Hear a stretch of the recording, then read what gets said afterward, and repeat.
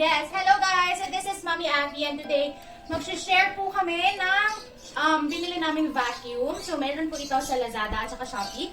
So, bakit ito ang pinili ko at bakit hindi yung mamahaling vacuum? So this is the I-Shio brand.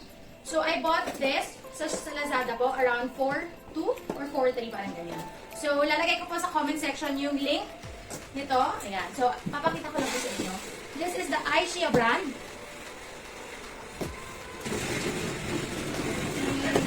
And tada! Alright. So let's see what's inside. So yan. And we have yung service tool niya. Naka-plastic siya, yes. Ito yung mattress. Yeah. Ito yung kinaganda nitong vacuum na to kasi may mattress brush. Kaya ito yung nagustuhan ko sa kanya. Kasi yung ibang vacuum, itong floor lang talaga. So, para masulit, ito yung kinuha ko. Actually, meron silang lower version nito, which is wala nga ang mattress. So, I decided to get this. So, ganyan siya, guys. Oh, diba? Very nice. And then, we also have, so this is the 2-in-1 brush. Press mo lang. Ayan. Okay. So, ganyan siya. And then, gawin din ito. Okay. And then, of course, yung charger. Ayan. May charger siya, guys. And then, let's open it. And of course, mayroong manual. Here is the velvet brush. Na, ayan. Namumove siya actually. Pero, ayan. So, yun yung namumove sa kanya. Which is okay din. Meron din po siyang wall bracket. So, hindi ko pa alam kung saan ko siya ilalagay. Pero, good thing meron ganito. Ano yung motor niya. So, it's not super heavy, pero carry naman, guys. So, let's try. Okay. Meron nga pala siyang battery, which is this one. Ayan. Removable yung battery niya. Okay. And then, let's put na this one.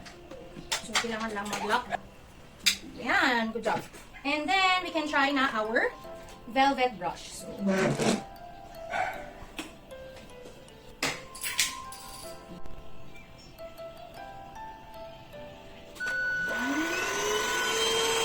meron siyang lights.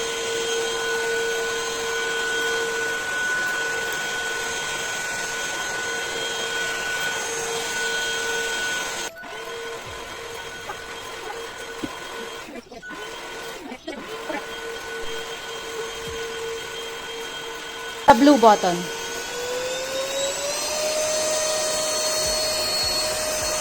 is so fun! That's cool, I like that. So, ayan, yung sa mattress brush na. Wala ko mattress na. Nilagay mo Abby? yeah, so, let's lock. Yeah. So, again, just press this one. I'm gonna turn on. And then, this one, so yung blue, the blue signal shows a 7 kPa and red 11 kPa. So, yun lang. Pillow namin, katagal sa pillow. Nakuha sa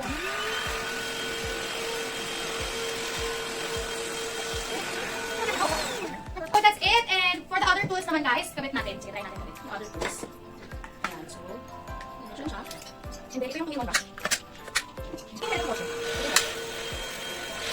Then yung service tool, try natin service tool. So, ganito lang din. So, now, ang sinasabi ko, ang kinaganda nito, guys, kapag lilinisin mo na or tatanggalin mo yung dust, it's just a one press. This one. Tadan. So, ayan. So, diretso na siya sa garbage. Kaya ako siya nagustuhan actually. Para hindi rin kumalat din yung mga dust. Diba? So far, I am very happy with my I-Shio vacuum.